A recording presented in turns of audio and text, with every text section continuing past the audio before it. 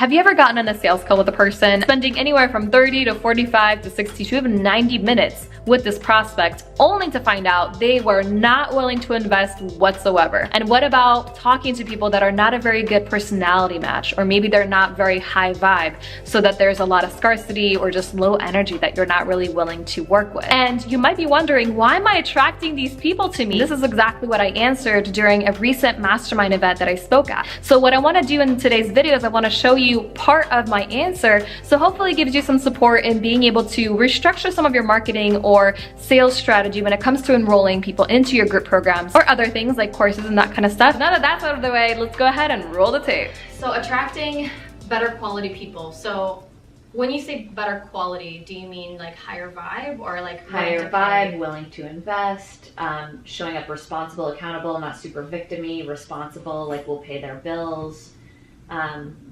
Deborah really wants motivated people, right? Motivated and committed. Okay. So the bad news is that there's always going to be those people that come through the cracks anyways. So it's never going to be like 100% we only get those people unless you have like a lot of hoops that you have people go through. But that isn't something I recommend doing until you have like a really massive company where you have a shit ton of leads coming in all the time. Mm-hmm. So there's always going to be some people that are not quite right. But the biggest thing with attracting the right people, I would say, is messaging. It's because that can make the difference between somebody that's like in the dumps, like down in the dumps, feeling like not very good and then not willing to do something about it, versus somebody that's already thinking about the future and what is possible for them, but they just don't have the tools quite yet. So the messaging and the positioning of the offer has to be focused on that person. And it's very easy to get, like, I do still think it's important to talk about pain points, because people have pain points and that's important to talk about regardless. But it's how do we provide the context for those pain points? So if the entire sales page or the entire video sales letter or whatever is extremely negative, just like making them feel like, oh, I totally get it, like you've been trying and it's, you know, it's just like it's not very good. And then maybe you don't provide any hopeful messaging in there, like maybe there's no case studies or maybe there's no testimonials from people that are just like them, or painting a really solid picture of what's possible, but not making it sound like it's going to be a quick and easy fix. Right. Because that's a big thing too for a lot of these people that are down in the dumps and like really in their pain and they want to change, because we all, like, who doesn't want to get out of the pain? But the biggest key for people that are motivated versus not is the non-so motivated people are going to be looking for that band-aid solution, the quick fix. I love that. So anytime that you use messaging that's going to say like, this is going to be the easiest thing in the world, you just wake up one day, everything's going to be solved, how wonderful. Yeah, it might get more sales, but they're typically going to be lower vibe, lower quality, and they're not going to be willing to spend a lot of money on that product anyways. So you want to say, listen, reality check, this is not going to be easy. You have to be willing to commit. You have to be, so I like just every time that I do sales or sales pages, I love providing just like reality checks. Like that's just no BS. Here's what it is. It's not going to take you 2 days to figure this out. You're going to have to, you know, actually show up and do the work. Just paying for this product doesn't mean you're going to get results. It just means you have to do the work, you have to commit, you have to show up. It's on you for you to do that. And you don't have to be as blatant about it, but you could say like here's a really good example too. Somebody I know, also a sales coach, he uses this example of, you know, sales are important. You need to make sure that you sell high ticket prices or packages. But sometimes it's not going to be that easy. And sometimes you're going to have to do a whole bunch of sales calls and then you're going to keep hearing no. And you have to be willing to persevere even if you're getting 15 no's in a row, because you don't know if your 16th no call is going to be a yes. And that's a $20,000 package, for example. Mm-hmm. So he would share an example of a client that happened to where she was getting 15 no's and then finally she got a $20,000 client. So it's like giving a little bit of that reality. So people that are not willing to do the work, they're not gonna sign up for something like that. But people that already have their head strong on their shoulders might be willing to, more so than not. So that's one way of looking at it. The other way of looking at it too is we have to be aware that there's different levels of people that are coming in. Mm-hmm. Most of the people that we're talking about here are the oblivious people.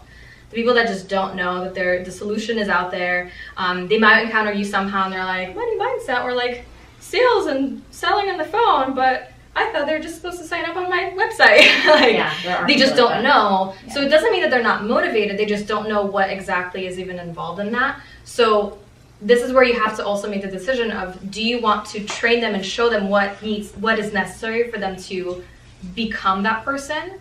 Or do you just want to focus on the people that are more evolved and aware and they've gone through courses and they've gone through programs?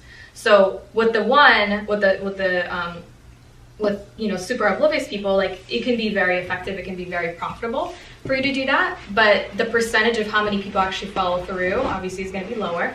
But the good news on that is that well, you don't have to give them any access. This is where you're giving them self-study things. You're not interacting with them whatsoever, and you just have that part of your business automated. And then the people that are actually seeing results, they can move on to the next steps. This is why I like having application process. I like to, as long as the lead flow is good, like if you're getting 10 leads a month, like I wouldn't put any roadblocks to these people. I would just talk to people and, you know, get them on the phone, because it also depends on, do you need to make money or do you want to have an ideal business? If you need to make money because, like, shit, I need to pay my bills, then probably get some people in and talk to all the people, because it's going to be that you're going to close more people that way anyways. If you're getting so many people you literally can't handle it and you don't want to hire a salesperson, or you don't want to hire another salesperson, then, you know, here's an application that you have to fill out first, which is a big roadblock for people, even people that might be a good fit for something. But if they're not quite sure if they're committed to you quite yet, then they might not fill out the application, even though they might be a good client. We do that, and we charge $100 an application. That's a really good one. Non-refundable. That's a really good one. And that's going to guarantee that they actually get on a sales call with one of us. And that's just a way to monitor the that's really good. I love that. You make that non-refundable, or you don't give it back if you roll it into whatever they buy? No, we don't roll it into what they buy, and if we don't do a call with them, we don't give it back. If they ask, I mean, we probably would, but nobody ever asks. Yeah, so that's a good one. Another one that's good too is, so this is especially good if you're at like events or if you're sponsoring events. So this is somebody, a person I know that does this. He'll do a presentation, and then here you can schedule a call to talk with us. I'm going to help you do X, Y, and Z. And it's not positioned as a sales call, but if you don't show up for the sales call, and he's so good on sales that it's like he can like close anybody, and he just wants all the people. If you don't show up for the sales call, or if you cancel last minute, you're going to be charged $497. So like that's another thing. That's okay. Well, do I really want to talk to this person? I don't know. I'm not going to be charged if I do show up and I do participate fully.